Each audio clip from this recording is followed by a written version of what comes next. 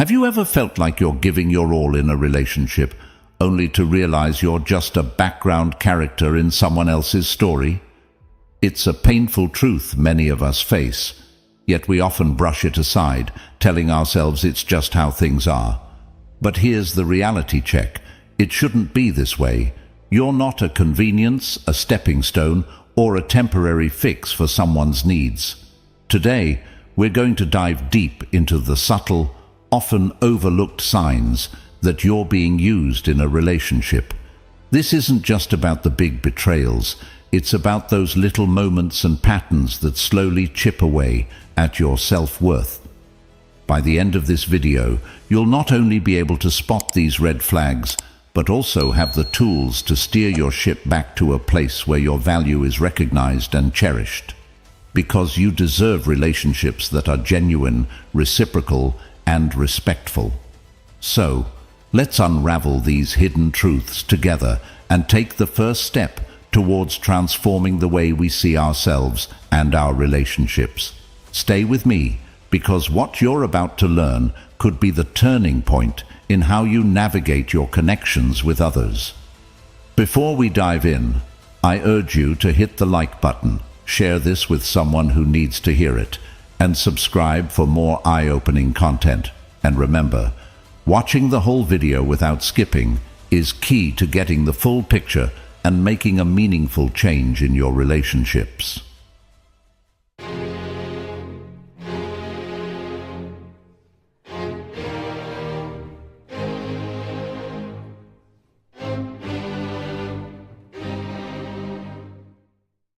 First signal: one-sided effort examined. One-sided effort in relationships is a phenomenon most of us have encountered, where we find ourselves always being the giver, the supporter, the one who's constantly reaching out. This disparity, where one person consistently makes more effort than the other, can leave you feeling unappreciated and emotionally drained. It's like you're rowing a boat alone, while the other person is just along for the ride. This situation brings to mind a powerful quote from the Stoic philosopher Seneca, who said, "We are more often frightened than hurt, and we suffer more from imagination than from reality." Sometimes we might ignore this imbalance out of fear of losing the relationship, even when it's causing us more harm than good. The one-sided effort is a clear indicator of an unbalanced relationship. Marcus Aurelius, the Roman emperor and a Stoic philosopher, once remarked, "Never value anything as profitable to your character that forces you to break your promise, to lose your self-respect, to hate, suspect, curse, act the hypocrite, desire things that require walls and curtains." This is particularly relevant when we consider the dynamics of a one-sided relationship. If you find yourself compromising your values, your dignity, and your peace of mind to maintain a relationship, it's worth questioning its value in your life.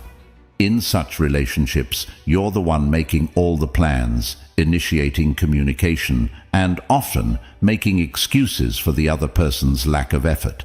This continuous give-and-take imbalance can lead to a build-up of resentment and a sense of loneliness, even when you're technically not alone. As the Greek philosopher Epictetus said, "We have 2 ears and 1 mouth, so that we can listen twice as much as we speak." In a one-sided relationship, you might find yourself doing all the talking with very little active listening or engagement from the other party. In the realm of Western psychology, this imbalance is recognized as a potential source of emotional distress. It's essential to remember that a healthy relationship involves mutual effort and reciprocation. When this balance is missing, the relationship can feel more like a burden than a source of joy and support.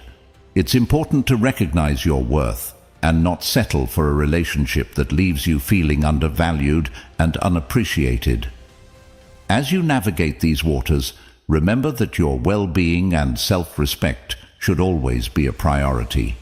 Recognizing and addressing the issue of one-sided effort is a crucial step toward healthier, more fulfilling relationships.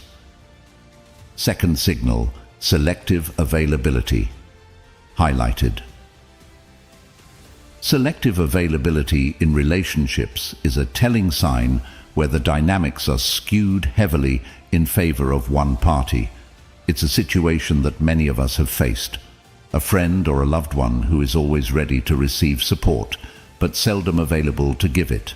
This kind of relationship echoes the words of the Stoic philosopher Seneca, who observed, "Wherever there is a human being, there is an opportunity for a kindness." However, in the case of selective availability, this opportunity seems to be a one-way street. This behavior is a reflection of a relationship where convenience outweighs genuine care and reciprocity. When someone is only present in your life when it suits them or when they stand to benefit, it points towards a lack of genuine commitment and concern. Marcus Aurelius, a figurehead in Stoic philosophy, once stated, "It's not what happens to you, but how you react to it that matters." This perspective is particularly useful here. It suggests that your response to selective availability is crucial. It's about recognizing your value and not allowing yourself to be treated as an option rather than a priority. Selective availability isn't just about physical presence. It's also about emotional availability. When you're always the one offering a listening ear or a shoulder to cry on, but find the same support missing when you need it, it's a clear indicator of imbalance. This lack of reciprocity can lead to feelings of loneliness and frustration. It's reminiscent of Epictetus's words, "We have 2 ears and 1 mouth so that we can listen twice as much as we speak." In a balanced relationship, this adage applies to both parties, but in selectively available relationships, you might find yourself perpetually on the listening end. From the perspective of Western psychology, reciprocal social support is fundamental to healthy relationships. The concept of reciprocity is deeply ingrained in human social interactions and is essential for the development of trust and emotional safety. When this reciprocity is absent, it can lead to emotional strain and a decrease in self-esteem.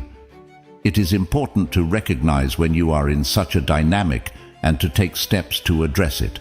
This might involve open communication about your needs and feelings, setting boundaries, or re-evaluating the relationship altogether. As you navigate these challenging situations, remember the words of Marcus Aurelius, "The best revenge is to be unlike him who performed the injustice." In other words, instead of responding with bitterness or becoming similarly unavailable, strive to uphold your values and seek relationships that are more balanced and fulfilling. Third signal, absence of genuine interest. The absence of genuine interest in a relationship is a profound issue, striking at the heart of what it means to truly connect with another person. In a genuine friendship or relationship, there's an essential two-way exchange, a mutual interest in each other's lives, emotions, and experiences. This is in stark contrast to a relationship where one party shows little to no interest in the other's life, a situation that Aristotle might have seen as a failure to achieve the friendship of the good, where mutual appreciation and virtue are key. This lack of genuine interest is often a clear sign that the relationship is more transactional than authentic. Seneca, a Stoic philosopher, might have commented on this imbalance by highlighting the importance of mutual benefit in any interaction. He believed that relationships should not be based solely on what one can gain from the other, but on mutual respect and benefit. When someone shows no interest in your personal well-being, aspirations, or struggles, it indicates a lack of empathy and a disregard for the fundamental aspects of a meaningful relationship. Plato, with his deep insights into human nature, might have seen this as a failure to recognize the form of friendship, the ideal, perfect version of it. In his view, real relationships should reflect a deeper understanding and connection between individuals. When this depth is missing, the relationship becomes a shadow of what it could truly be. Moreover, the lack of genuine interest in someone's life can lead to feelings of isolation and insignificance. It contradicts the basic human need for connection and understanding, something Carl Jung, the Swiss psychiatrist, emphasized in his theories.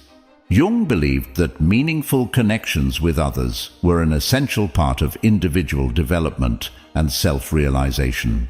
In Stoic philosophy, Epictetus stressed the importance of focusing on what is within our control and letting go of what isn't.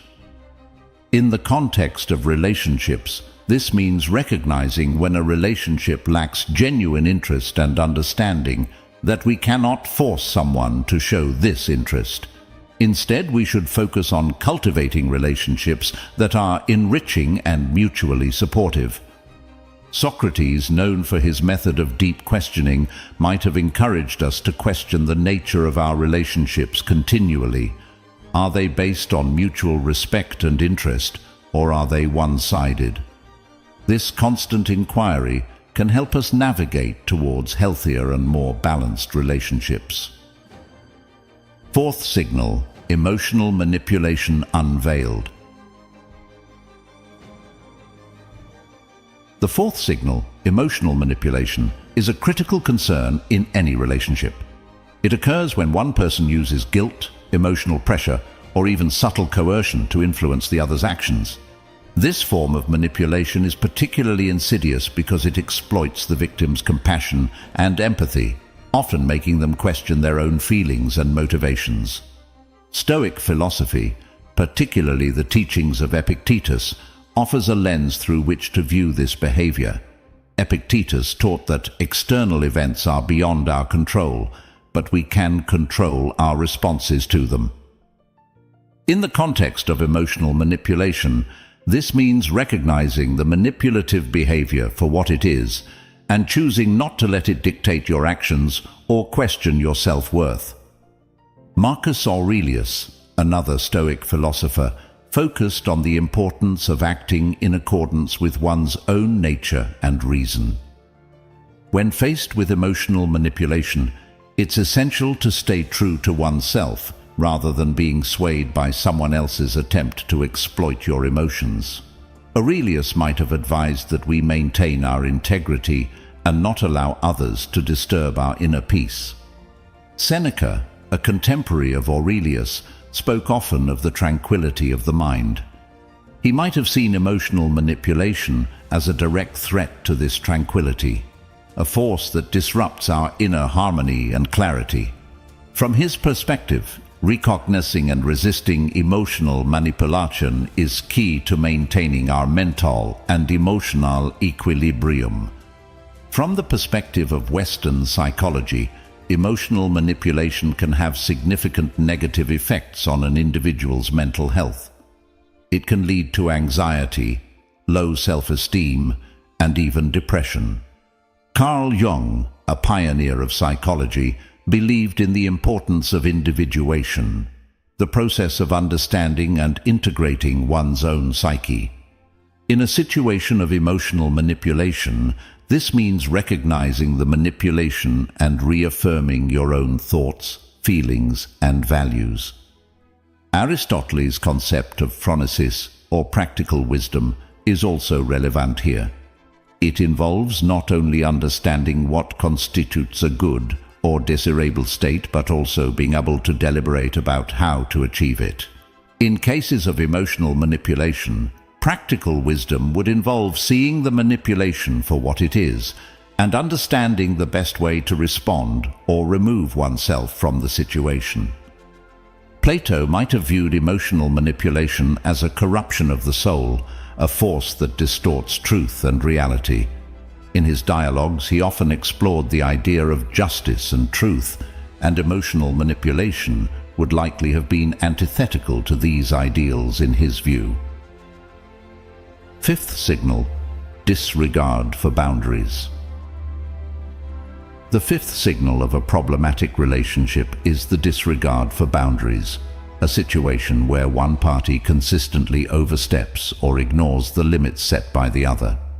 This lack of respect for personal boundaries can manifest in various ways, constantly changing plans, expecting you to be always available, or dismissing your needs and preferences. This behavior is not only disrespectful, but also detrimental to the foundation of any healthy relationship. In the realm of Stoic philosophy, the teachings of Marcus Aurelius offer valuable insight into this issue. Aurelius emphasized the importance of respecting oneself and others. He believed in the dignity of each individual and the need to honor that dignity in our interactions. From his perspective, allowing someone to repeatedly disregard your boundaries is inconsistent with maintaining self-respect and personal integrity. Similarly, Seneca, another Stoic philosopher, spoke about the balance between self-preservation and the duties we owe to others. He would likely view the disrespect of boundaries as a violation of this balance. In a healthy relationship, there should be a mutual respect for each other's time, space, and individuality. When these are continuously disregarded, the relationship becomes one-sided and harmful. Epictetus, known for his teachings on the control of one's own responses and actions, would advise individuals in such situations to remember that their reactions and boundaries are within their control. He would likely encourage a person to assert and maintain their boundaries firmly, reminding them that while we cannot control the actions of others, we can control how we respond and uphold our own limits. From a psychological perspective, Carl Jung's concept of individuation involves understanding and integrating various aspects of oneself. Respecting and asserting one's boundaries is a crucial part of this process. When boundaries are continuously ignored, it can hinder personal growth and lead to feelings of frustration and a loss of identity. Aristotle's notion of the golden mean, the desirable middle ground between two extremes, can also be applied to the concept of boundaries. In any relationship, there should be a balance between flexibility and firmness. A complete disregard for boundaries represents an extreme that disrupts this balance, leading to an unhealthy dynamic. Sixth signal: superficial connection exposed. This is characterized by interactions that lack depth and emotional engagement, where conversations and shared experiences barely scratch the surface of what true connection entails. This type of relationship is marked by a persistent shallowness, where even after spending considerable time together, the parties involved don't truly know each other on a deeper, more meaningful level. From a Stoic perspective, Epictetus might comment on this by emphasizing the importance of genuine interactions in our lives. He believed that the essence of our relationships should be based on truth and sincerity. When a relationship remains superficial, it fails to align with these Stoic values of authenticity and meaningful connection. Marcus Aurelius, another Stoic philosopher, often spoke about the depth of human relations and the importance of true companionship. He would likely view a superficial connection as a missed opportunity to forge a bond that contributes to personal growth and mutual understanding. Aurelius might encourage individuals to seek relationships that go beyond the surface, ones that challenge and enrich both parties. Seneca, known for his insights into human nature, might see superficial connections as a reflection of a lack of commitment to the betterment of oneself and others. In his view, relationships should serve as a means to improve ourselves and contribute positively to the lives of others. A relationship that remains at a superficial level does not fulfill this purpose and is thus lacking in the qualities that Seneca valued. In the realm of Western philosophy, Aristotle's concept of friendship based on virtue and mutual respect contrasts sharply with superficial connections. According to Aristotle, the highest form of friendship is that which is based on the mutual appreciation of the virtues of the other person, and is not merely about pleasure or utility. Superficial relationships, devoid of this depth, do not meet Aristotle's criteria for true friendship. Plato might have conceptualized superficial connections as relationships that fail to reach the world of forms, his idea of the highest and most fundamental kind of reality. In Plato's view, a relationship that doesn't strive to understand and connect with the true essence of the individuals involved is limited and unfulfilling.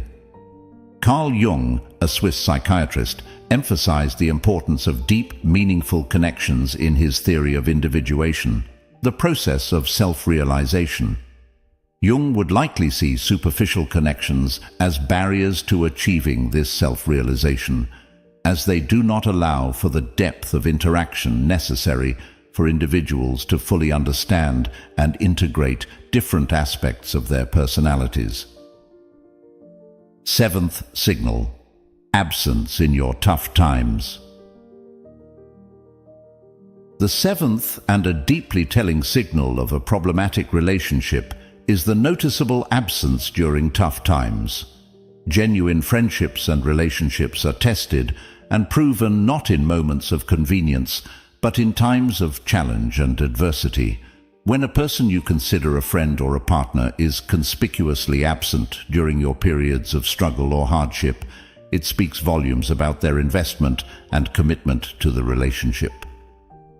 Stoic philosophy, with its focus on virtue, resilience, and the nature of human relationships, offers valuable insights into this issue.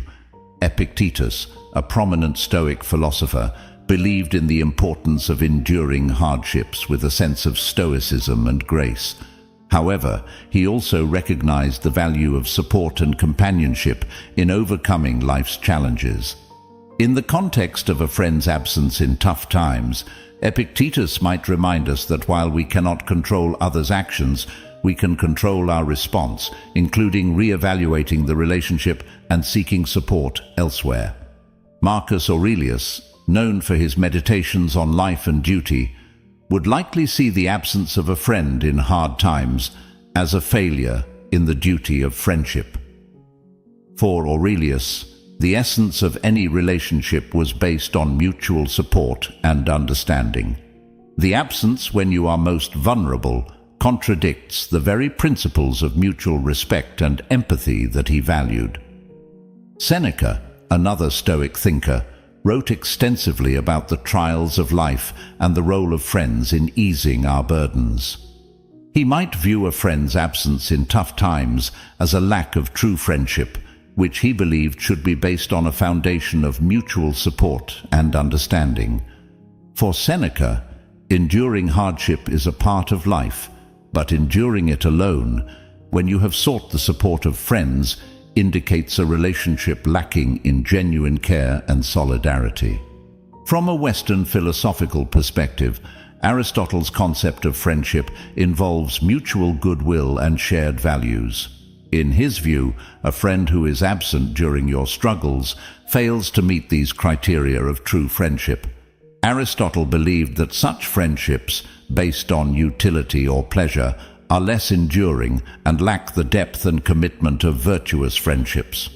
Plato might see this absence as indicative of a relationship that lacks the ideal form of friendship, one that is based on a deeper understanding and connection between souls.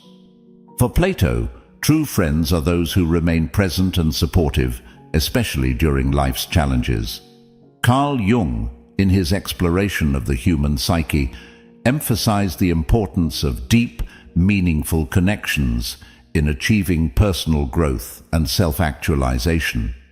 The absence of a friend during difficult times can be detrimental to this process, depriving individuals of the emotional support and understanding necessary for overcoming personal struggles. As we come to the end of our journey today, remember this: the value of your relationships is not measured by the ease of time shared, but by the presence and support felt during life's most challenging moments. You deserve connections that are as deep and genuine as your own commitment and empathy. If today's insights resonated with you, don't let the journey stop here. On the screen, you'll find a playlist that dives even deeper into understanding and nurturing healthy relationships. Click on it, continue this path of self-discovery, and embrace the relationships that honor your true worth. Remember, in the grand tapestry of life, every thread of genuine connection we weave adds strength, warmth, and color to our existence. Stay true to yourself and keep seeking those connections that make life truly meaningful.